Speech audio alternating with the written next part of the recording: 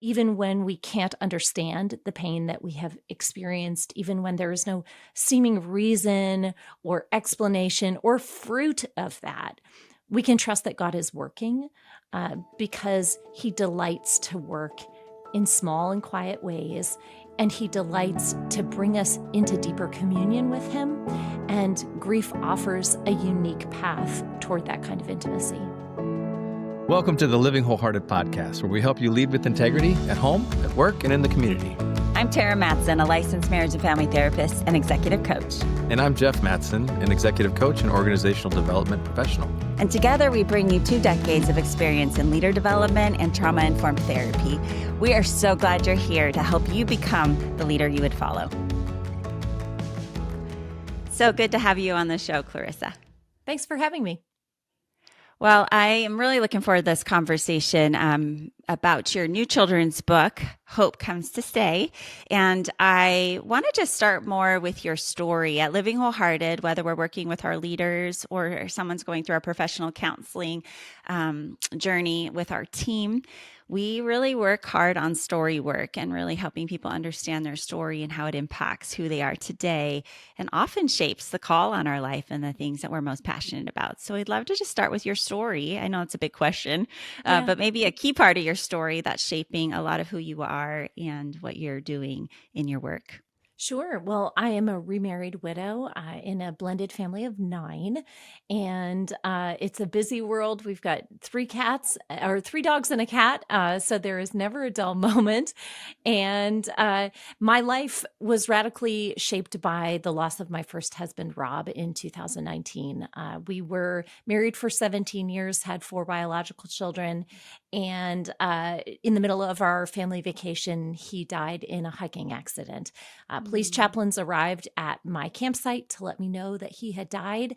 And so the last 6 years have really been a processing of that explosion to the life that we thought we had.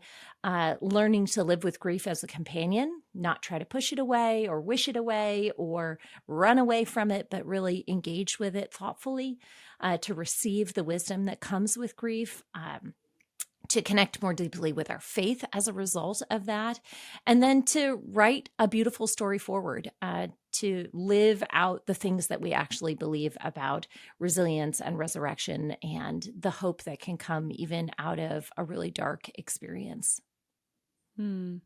Yeah. Wow. That is a moment that nobody imagines happening in their story.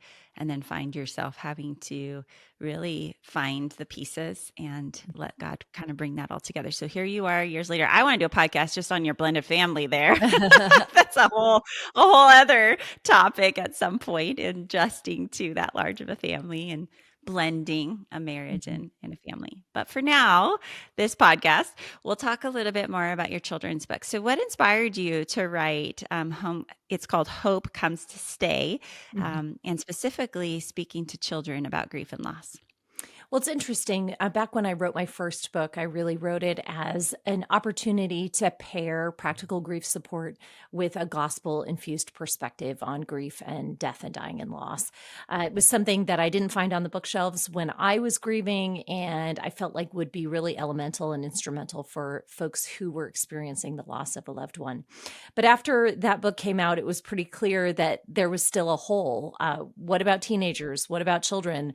There were so many resources that were still needed. And so my teenage daughter and my daughter Fiona and I wrote a book called Hurt, Help, Hope for teenagers, specifically designed for them, not for the adults to read in their lives, although we hope that they are reading it as well, but just a very practical tool for teenagers. And so the natural outflowing of that was to say, okay, we have this body of work. We believe that practical grief support paired with a gospel message really does make a difference for people who are bereaved. What does that look like for kids? And what we found when it came to resources for children was that there were a lot of great secular resources, stuff about feelings, being sad, or remembering the person that you had lost.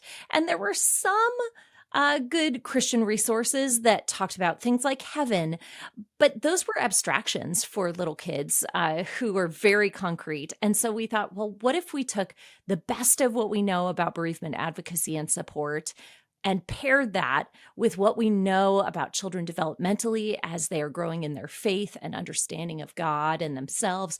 What if we put that together in a story, not as a teaching tool per se, but to introduce children to the life of someone who is experiencing those things? You know, when we have little kids, we often schedule play dates for them, and we get the two kids together in the living room, and they don't talk to each other. They sit beside each other on the ground playing with Legos or Matchbox cars or whatever, and we think, well, won't you guys play together? But they're doing what we call parallel play, right?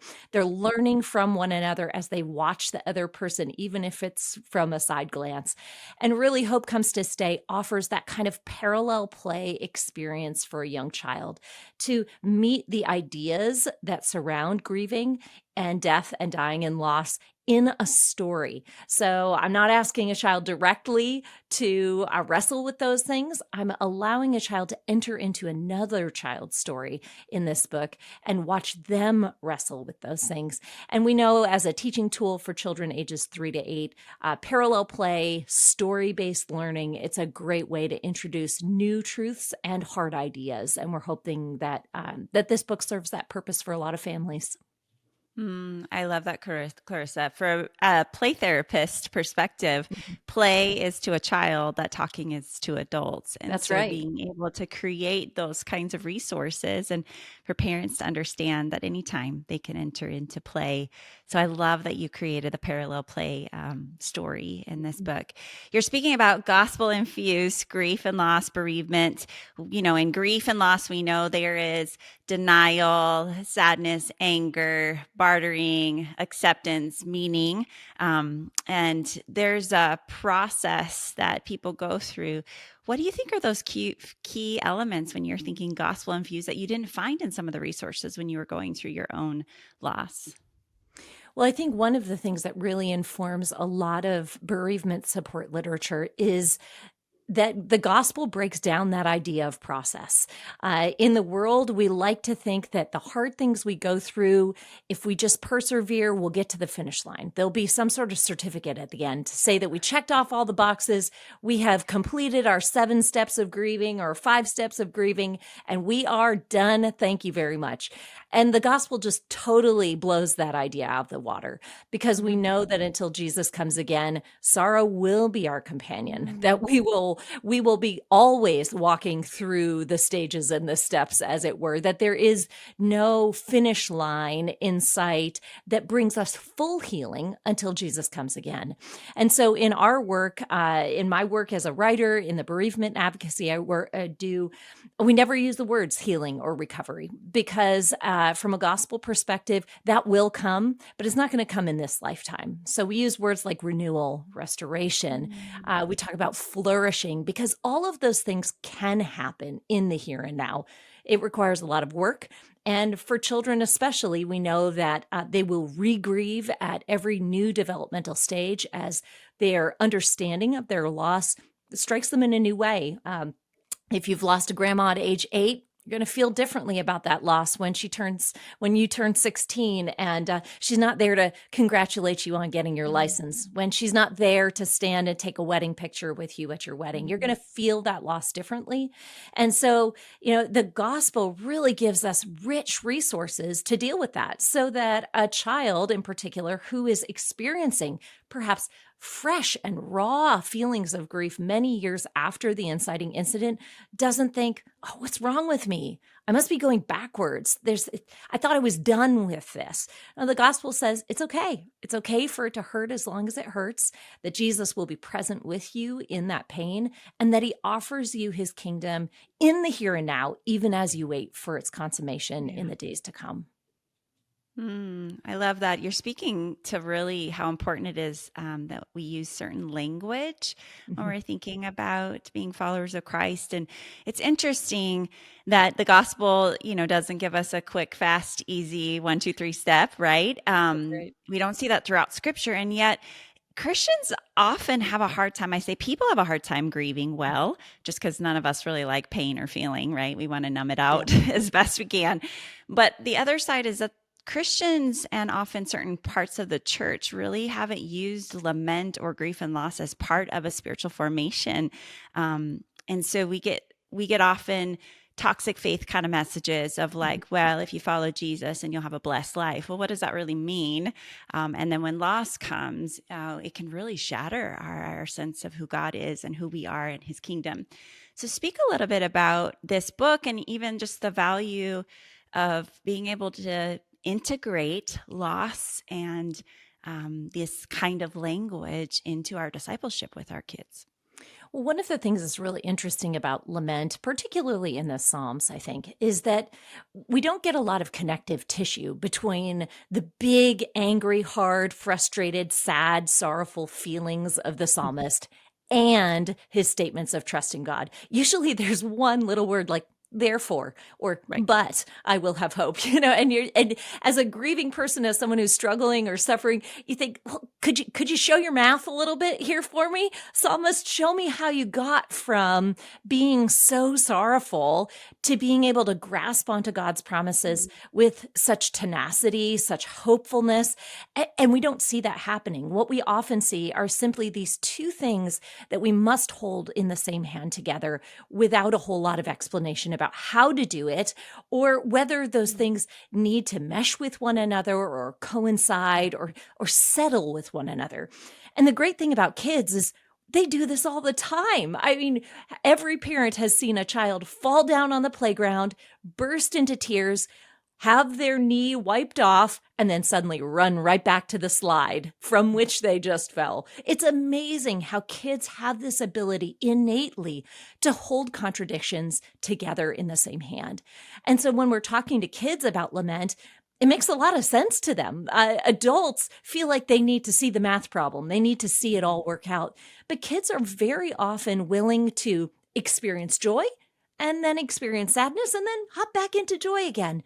And so really, as we are working with children who have experienced loss, we want to be careful that we don't superimpose our adult conceptions of how we wrestle with hard things onto our children and really instead become students of that child, become attentive, curious observers, sit at their feet, ask them questions, allow them to take the lead because there are certainly, children need the adult guidance. They need our wisdom as we shepherd them through hard things.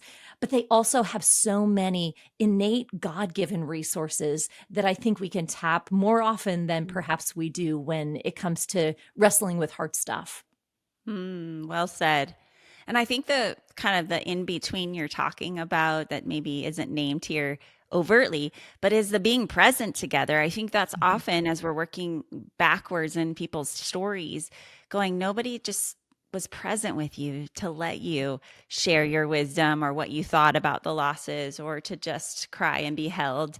That's often why we see a kid bounce when they're comforted and they're cared for, and then they can go back out a little quicker than us adults because we overanalyze it all and that's so want true. to prevent, right? Yes. Over Yeah. control our worlds. So, okay. So in your book, you have the surprising new friend. Talk a little bit about the intentionality of the surprising new friend and the part that they play in the book.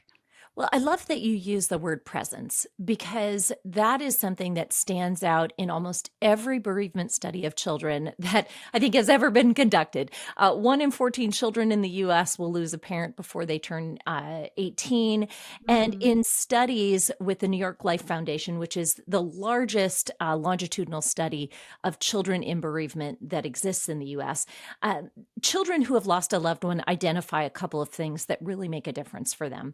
It's people who treat them like they're normal, people who remind them of their loved one in either small or significant ways, and people who stick around.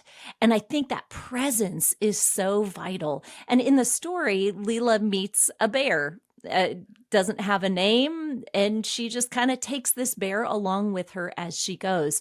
And it is a symbol not only of the presence, the ongoing presence of grief, as Leela moves to school and she goes outside and plays and experiences change over the course of the year. But it's also a reminder that companionship is the vital resource for children who are grieving.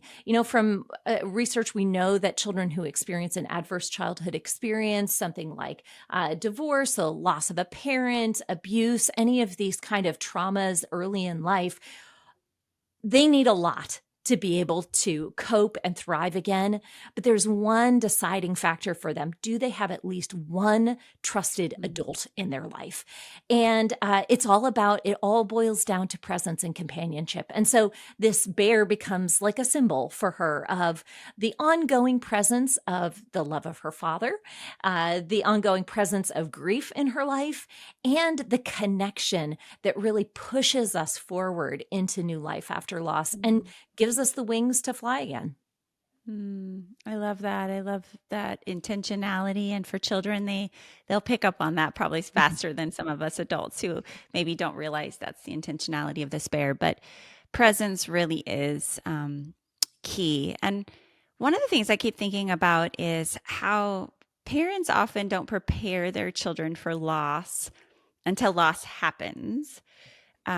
So what is your thought on that as you think about maybe a broader sense of preparing our kids for life and life with God and life with hard things? My mentors used to say it this way: we often prepare our children prepare the road for our children rather than preparing our children for the road.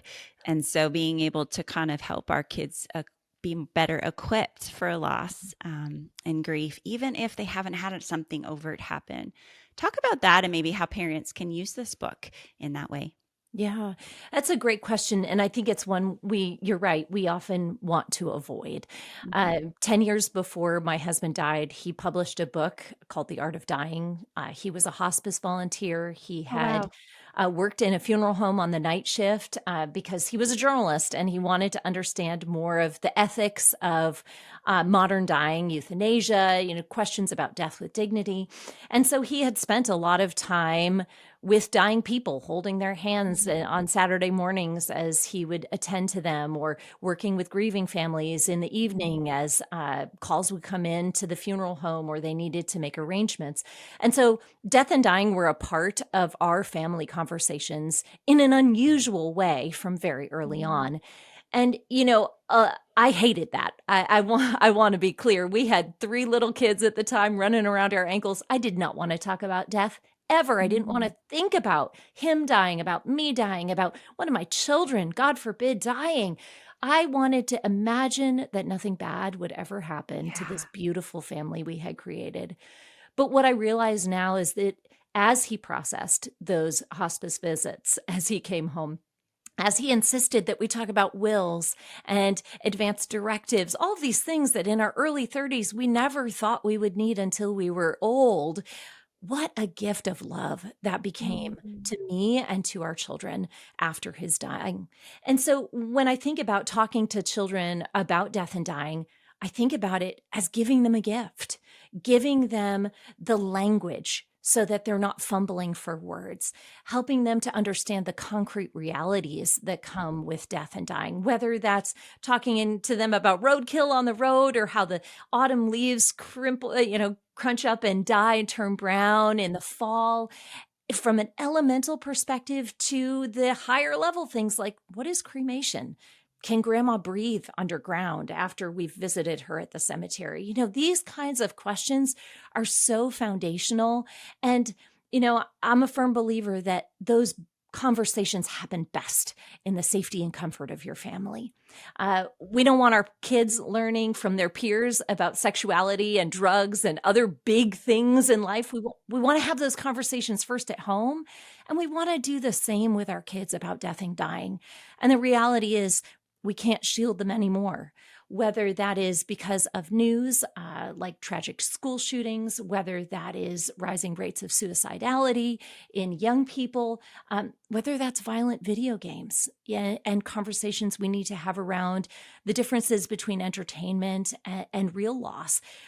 We can't shield our kids, and so it behooves us to begin young, to really give them that gift of love from a very early age, knowing that the foundational conversations we have when they're little, we're going to build on those as time goes by, adding complexity and nuance, and really forming a trusting relationship with our kids that says, when the hard time eventually hits, you can come back to me because we've talked honestly about this stuff in the past. And my heart for you, I'm going to be here for you. And those are the people that a child needs around them when loss does darken their doorstep. Yeah, you're speaking very much to why we created another organization we run. It's called Courageous Girls. And it is in these intentional conversations to walk with a daughter at every stage. Yes, there is not one for boys. That's a common first question. But the same principles apply to your sons in many ways, unless we're talking specific about body change. But when it comes to these kinds of intentional conversations, just having a guide. And so I love that your book is available to help parents just, to cuddle up, snuggle up on the couch, to read this as a part of just our daily rhythms and understanding that loss is everywhere. And little did you know, I'm tearing up as I was listening to you talk about your husband and just the way that God prepared you guys in those conversations. You didn't want to have them, but he was faced with death on a regular basis in his work. And so in your own story of losing him and walking with your kids through loss, what were some of the key principles that you learned in your journey about grieving and loss, especially with a gospel-infused vision? I think the first thing that comes to mind immediately is that there is no sadness that scares away Jesus. I think there are many times where in the normal warp and woof of my life before loss darkened my doorstep, I sort of felt like I needed to clean up a little bit for Jesus. Almost like you might clean up your house, tidy it before the maid arrived. If you were hiring a cleaning service, you're sort of embarrassed about. Oh, I love that. Embarrassed about that. I can let my close friends in, but if I was going to have somebody fancy arrive or someone, I don't want them to see how dirty it is, right? Right. And I think we often approach the Lord like that, well, maybe this thing is just too big. Maybe this thing is just too messy. Maybe my feelings are too angry for God to know what to do with. And I found the expansiveness of God's love to be more than I imagined as I faced my grief with honesty. And so that was a tremendous gift to me. And as a parent, then parenting alone, it allowed me to do the necessary and healthy compartmentalization that's required of a parent who is grieving alongside of a child. I had to learn pretty quickly that there were certain things my kids needed to know or wanted to know, and I needed to discern what was appropriate. I needed to become a gatekeeper for information and even for my own emotional expression in ways that I had never really considered before. And so to know that, hey, you know what? That's putting too much on a kid's shoulders, but it's not too much for the shoulders of Jesus.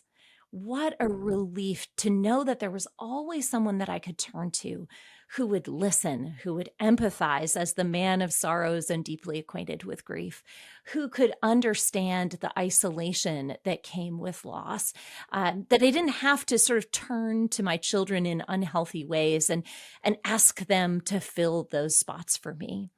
I think the other thing that comes to mind is the beauty of the church to rise up and be the community that grieving people need.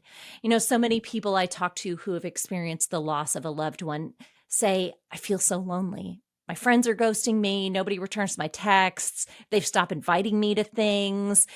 I feel like I lost everybody. And statistics tell us that 75% of widows eventually leave the church that they had attended with their husbands because they just don't feel like they belong anymore. There is a radical reorientation of identity that comes with grief, and it's often a very lonely process.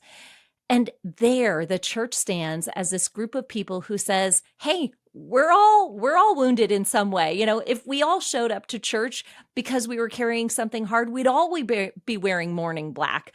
And what a welcome to a grieving person if a church is ready to step up in that capacity, to be the kind of community that says we don't have to have it perfect. We can show up with our woundedness. We will carry each other like the friends do and drop their friend down through the roof to meet with Jesus to be healed. They are the agents of community resilience and restoration for a grieving person. And I know that, in much of secular bereavement support, they talk about finding new communities. And with the church, we have that community already established. We just need to tap into it. That's so good. 75%, that is a huge percentage. And, my trauma hat goes, I wonder if that's somewhat related to just the triggers of all those memories. And sometimes some of those women really do need a fresh start. Mm-hmm. And how much of it is that community doesn't know how to come alongside and grieve. So it can be a mix of both. Yeah. But how much would you ask the church to lean in, and how much would you ask the person who's grieving to ask for help? I'm curious what your thought is on that, knowing your own journey. Yeah, that's a great question. I think it's very hard for a wounded person to be an educator at the same time. And so that's where conversations in advance are the very best conversations to have. So if your church is blessed enough not to have anyone who's currently on their deathbed, all right, engage. Now is the time. Develop a plan. How are we going to come around a person? What resources are we going to have available to them? What is our plan for activation? Because even if a grieving person says, no, I don't need that, I don't need that, I don't need that, they may say that now, but 6 months from now, they may be ready to receive your help. Maybe the fog of grief has lifted and they're feeling the intense pain, like coming off of Novocaine after you've had a root canal. They're starting to feel it really intensely and now they need it more. Maybe they've just needed time to let the dust settle a little bit before they could receive. But either way, having a plan in advance is always your best bet. And then I think what it does for the person who is grieving is it allows them to simply arrive as they are. One of the hardest questions for a grieving person to answer is, how can I help? Right. And so I always encourage folks, if you are a helper, just volunteer. Hey, can I come clean your bathroom? Do you need paper plates? I know you probably aren't doing a whole lot of dishes these days. Do you need me to pick up your dry cleaning? I'm running to the grocery store. Could I grab a gallon of milk for you and just drop it off on your doorstep? Being proactive allows the grieving person to do the simple yes or no. And you think of when you show up at an emergency room to the triage, often they'll say, what is your pain on a scale of 1 to 10? There aren't a whole lot of questions because a person in pain can't answer a lot of questions. And so that 1 to 10 scale is really helpful. And in the same way, being able to offer suggestions where a grieving person can just say yes or no is really, really helpful, particularly in the early stages of grief. Mm-hmm. Now, that'll change and shift and grow according to the relationships you develop with that person. But I think in as much as we can relieve the grieving person of being an educator and a guide through their own experience, we are helping them. It's kind of like preparing a buffet and just saying, come and eat whatever you want, whatever you're hungry for. That's so good. Well said, Clarissa. Okay. So you spoke a little bit about that really the tension of grieving ourselves while also trying to hold the grief of our children. And it's messy and hard. And so what are some of the tips that you would encourage parents on how to navigate that tension where both parent and child can grieve and appropriately attend to a child, but also tend to yourself? The interesting thing about children is that when times are good, Their personalities are a particular way. And when times are bad, that same personality still shows up. And so your child does not transform into a different person after they have lost a loved one. They're still the same person. They're going to manifest perhaps some of their personality quirks and traits in different ways, but the quiet person will probably still be quiet. The active child will probably still be active. And that will shift and change, but these are all within the range of normal for children. And so, really, it's applying very similar kinds of communication skills and techniques, being attentive to their needs in the similar ways that you had before, and watching for changes. I think we come to grieving children expecting a lot of change and are sometimes surprised to see that they're very much the same as they were before. And so, I often will remind parents that grief research tells us there are often two kinds of grievers. There are instrumental grievers, kids who they want to go and kick a soccer ball around, or they go to art class and they paint a picture of grandpa. They need to do something with their bodies to express their grief. And they may never cry at all. And that's totally normal for them because they're working out their grief in ways that feel most natural and comfortable for them. And then there are intuitive grievers, kids who need a good cry. They want to snuggle. They want to talk through some big feelings with you. They may never take out their frustrations on a soccer ball or never paint a picture, but they're also grieving in ways that are appropriate for them. And many kids are a mixture of both of those things. And so really it's just providing the space for a child to grieve in the way that feels most comfortable for them, and then watching for those warning signs that we know in a host of issues signal difficulties: prolonged dietary changes, prolonged sleeping changes, prolonged behavioral changes. All of those things are natural and normal for children as they're coping with loss. But it's when we start to see those red flags of, oh, this has been going on for a really long time. That's when you may want to pull in some other advisors and wise helpers to assist you. Mm.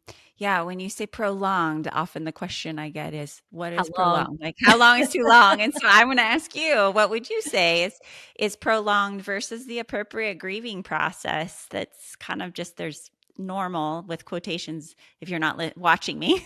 Yeah. Yeah. Yeah, I don't think that there is a particular calendar date or timestamp that you can put on it. And that is what is challenging. And that's where the relational dimension of grief support is so vital. When I am present with a person, I notice changes far more than when I only pay attention to them or only see them incidentally. And so when I'm with someone in the regular rhythms of our day, when I'm really paying attention to that person, I notice the things that are subtle changes or that are big changes. I can start to count the days. And so part of it is the relational piece of it. The other piece of it is creating a circle of support for your child, because a lot of parents don't notice things because they're not manifesting at home. And at first, when I was first a grieving parent, I thought, oh no, this isn't good. My kid won't tell me this, until I realized he or she had told something to the coach, or he or she had told something to the teacher. And I thought, wow, this is wonderful. I'm not alone in caring for my child. If she doesn't want to talk to me, that's okay. She's got another trusted adult that is in her life that she feels comfortable talking to. And so that's where not only the presence and intentionality of a parent is helpful in determining that time frame, but also a circle of support where teachers are checking in with you saying, hey, I know she's coming unwound at school, but she's holding it together really well, or she's expressing herself really well at school. I think things are moving in a positive trajectory. To have that kind of community support as a sounding board for you and also as support for your child is really vital. Yeah. And so key message is you're saying, don't do this alone. Don't do this alone. And That's lean right. heavily into your people that were probably already there before the significant loss has happened. So yeah, teachers, coaches, your church, your friends, your family. Yeah. And And when you are really alone, when you're feeling pretty isolated, it would be okay to, that's when like professional counselors or being able to even ask maybe you're not a part of a church, you can ask a local church. There are resources often in the community. But I would love to just end thinking about the bigger picture of helping our kids and us adults with emotional resiliency. And I love that you speak about that quite a bit in your own books and in yours, particularly thinking about this children's book. What is the role that emotional resiliency plays when, and then how can parents be really intentional about developing this in their children? I think for people of faith, there are two separate categories here. We can talk about resilience, and then we talk about resurrection. When it comes to resilience, there's a lot of sort of myth in American culture of like, oh, kids are so resilient. Well, they're not, no one is innately resilient. We develop the skills for resilience. And so we teach our children those things from a very early age. And so part of what we're doing with children as they experience loss is teaching them coping skills that build resilience. And there's so much great work around this by a gentleman named George Bonino, who has done a lot of research around resilience after loss out of Columbia University. And he talks about the other side of sadness, that there is a space where we move beyond survival to thriving again. And those skills are teachable. And I think that is such a gift for those of us who feel disempowered by grief, who feel like we have lost our agency, lost control. No, there are skills that you can learn. You can learn with your child to build resilience because we have that capacity in our DNA. We work out and muscles break down and they rebuild again. So we've got this capacity. God has given us this brain plasticity in our muscles. We can rebuild if we apply skills to do so. But there's one thing we can't do for ourselves, and that is resurrect. We cannot come back to life again. And that's only something that God can do, right? And so when we talk about resilience, our goal is never to bring myself back to life again, because then we're pulling ourselves up by our bootstraps. We are setting ourselves up for a goal that we genuinely cannot attain. And it's where the discouragement around grief sets in. It's where chronic grief begins to set in, a sense of just spinning my wheels in the mud and the muck of loss. And so always when we have conversations about building resilience, we want to say, yes, we want to learn these skills together. We want to learn how to pick ourselves up and keep moving. And we also want to remember that in our weakness, God is found to be most powerful. And why is that? Because he has a resurrection power that we can tap into, that we don't possess on our own. And when those days come where you've done all the skills toward resilience and you still feel like you're slogging through, we have this promise of resurrection, both in the here and now and yet to come, that says, this is the hope that I actually set my eyes on, that unchanging anchor for the soul. It's not that I can do this out of my best effort, but it's that in my best effort, God is working in me to bring me to life again. And so I think for the Christian, it's a great comfort to be able to step into resilience and take that risk, because we do it arm in arm with Jesus.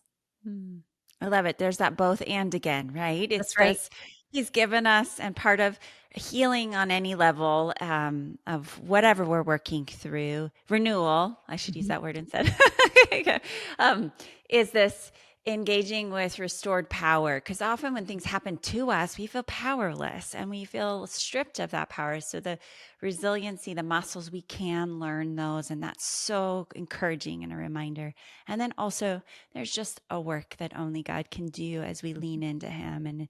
And he's in us, he's for us, he's before us, he's gone behind us, and he's wrapping around us. And so thank you for the hope that you bring, even in just all the loss and the reality that this life can be so hard and yet so good.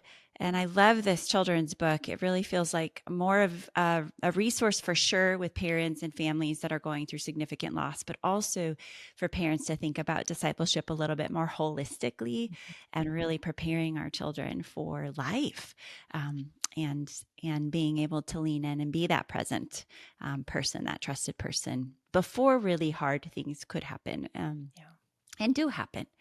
So thank you, Clarissa, for being so real about your own life, but also providing these amazing resources for the greater community. Leave our listeners with maybe one last word of encouragement, something that just feels a prompting on your own heart and mind as you think about someone who might be listening even today. Grief causes us to be really self-protective. We don't ever want to get hurt again in the ways that we have been hurt in the past. And as a Christian, I feel that impulse. As a human, I feel that impulse. And one of the things that I have prayed over and over is, God, let grief break me open. Instead of calcify me, instead of harden me, let it break my heart open, so that my heart is broken for the things that break your heart. And I think if there is any hidden gift in grief, it's that it reorders our priorities. It changes our values. It opens our eyes to see a hurting world in which we really can be agents of God's restorative and redeeming power. And so, that is in no way to sugarcoat the experiences of loss. It's just to say that in God's economy, nothing is wasted. And that even when we can't understand the pain that we have experienced, even when there is no seeming reason or explanation or fruit of that, we can trust that God is working because he delights to work in small and quiet ways. And he delights to bring us into deeper communion with him. And grief offers a unique path toward that kind of intimacy. Thank you. Well, Clarissa Moll, her new children's book, When Hope Comes to Stay, or Hope Comes to Stay. Why don't you tell our listeners how to find you and all your resources? Sure. You can reach me at clarissamoll.com. It's where there's information about my books. I also am on the bulletin every week. You could search that up in your podcast app and hear the work that I'm doing over there. I love to connect with listeners and readers and hear your stories. It's always an awesome honor to be able to walk with grieving people to hope. Thank you again. So good to be with you today. Thanks. And if you are currently going through any grief or loss, or you're walking through with your children, or you need some parent coaching, we've got an amazing team at Living Wholehearted. Reach out to livingwholehearted.com. You can enter on a form or you can call, but we've got professional counselors that can walk with you at every stage that you're working through. And until the next time, continue to grow and becoming the leader that you would follow.